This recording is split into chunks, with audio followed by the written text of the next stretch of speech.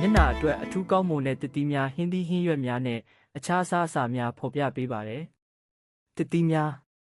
ထောပတ်သီးကျန်းမာရေးနဲ့ညီညွတ်တဲ့အဆီနဲ့ဗီတာမင် E ကြွယ်ဝတာကြောင့်အသားရည်ကိုစိုပြေစေပြီးအောက်ဆီဒေးရှင်းကြောင့်ဖြစ်တဲ့ပျက်စီးမှုတွေကိုကာကွယ်ပေးပါတယ်။ခရမ်းကျင်သီးလိုက်ခောက်ဖက်နဲ့ဗီတာမင် C ကြွယ်ဝတာကြောင့်နေရောင်တန်းကိုကာကွယ်ပေးပြီးအရေးအကြောင်းတွေကိုကာကွယ်ပေးပါတယ်။ဖရဲသီးအသားရည်ကိုရေဓာတ်ဖြည့်ပေးပြီးမျက်နှာဖောရောင်တာကိုလျှော့ချပေးပါတယ်။ ဘယ်ရီသီးများဥပမာဘလူးဘယ်ရီစတော်ဘယ်ရီအန်တီအောက်ဆီဒန့်ကြွယ်ဝတာကြောင့် free radical တွေကိုတိုက်ထုတ်ပေးပြီး collagen ထုတ်လုပ်မှုကိုအားပေးပါတယ်။တလဲသီး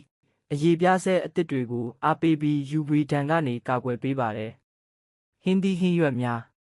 ပန်းပွင့်စိမ်း sulforaphane ပါဝင်တာကြောင့်နေရောင်တန်းကိုကာကွယ်ပေးပြီးရောင်ရမ်းမှုကိုလျှော့ချပေးပါတယ်။မုံလာဥနီဘီတာကာရိုတင်ကြွယ်ဝတာကြောင့်အရေးအကြောင်းတွေကိုကာကွယ်ပေးပြီးအသားရည်ကျန်းမာရေးကိုထိန်းသိမ်းပေးပါတယ်။ကိုက်လန်ဗီတာမင် A ကြွယ်ဝတာကြောင့်အသားရည်ကျန်းမာရေးကိုအားပေးပါတယ်။တခွားသီးအသားရည်ကိုရေဓာတ်ဖြည့်ပေးပြီးယားယံတာကိုတက်တာစေကာဆပ်ပေါင်ထုတ်လုပ်မှုကိုထိန်းညှိပေးပါတယ်။အခြားအစားအစာများ